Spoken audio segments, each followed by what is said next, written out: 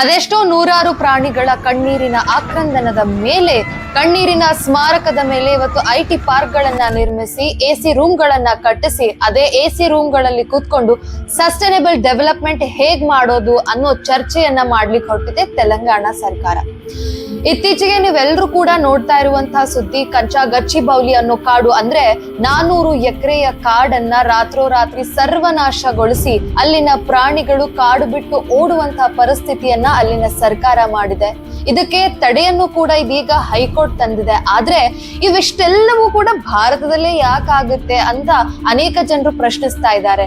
ಅದನ್ನ ತಡಿಲಿಕ್ಕೆ ಹೋಗಿರುವಂತಹ ಹೈದರಾಬಾದ್ ಯೂನಿವರ್ಸಿಟಿಯ ಎಷ್ಟೋ ಜನ ವಿದ್ಯಾರ್ಥಿಗಳನ್ನ ಲಾಠಿ ಚಾರ್ಜ್ ಮಾಡಿ ಅವರಿಗೆ ಅರೆಸ್ಟ್ ಮಾಡಿದ್ದಾರೆ.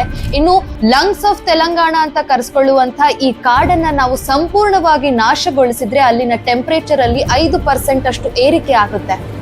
ಚಳಿಗಾಲದಲ್ಲಿ ಬರುವಂತಹ ಧಾರಾಕಾರವಾಗಿರುವಂತಹ ಮಳೆ, ಬೇಸಿಗೆಯಲ್ಲಿ ಸುಡುವಂತಹ ರಣ ಬಿಸಿಲು 45-47 ಡಿಗ್ರಿ ಸೆಲ್ಸಿಯಸ್, 52 ಡಿಗ್ರಿ ಸೆಲ್ಸಿಯಸ್ಗೆ ಹೋಗ್ತಾ ಇದೆ ಇಂದಿನ ತಾಪಮಾನ.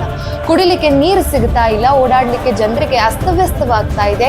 ಕಾರಣ ಉಸಿರಾಡ್ಲಿಕ್ಕೆ ಒಳ್ಳೆಯ ಗಾಳಿ ಸಿಗ್ತಾ ಇಲ್ಲ. ಈ ಎಲ್ಲ ಪ್ರಾಣಿಗಳ ಕಣ್ಣೀರಿನ ಆಕ್ರಂದನ ಪ್ರವಾಹವಾಗಿಯೋ, ಸುನಾಮಿಯಾಗಿಯೋ, ಭೂಕುಸಿತವಾಗಿಯೋ ಮತ್ತೆ ಮನುಷ್ಯನಿಗೆ ಇದು ಅಪ್ಪಳಿಸುತ್ತೆ. ಇದು ಆ ಪ್ರಕೃತಿ ನೀಡುವಂತಹ ಶಾಪವಾಗುತ್ತೆ.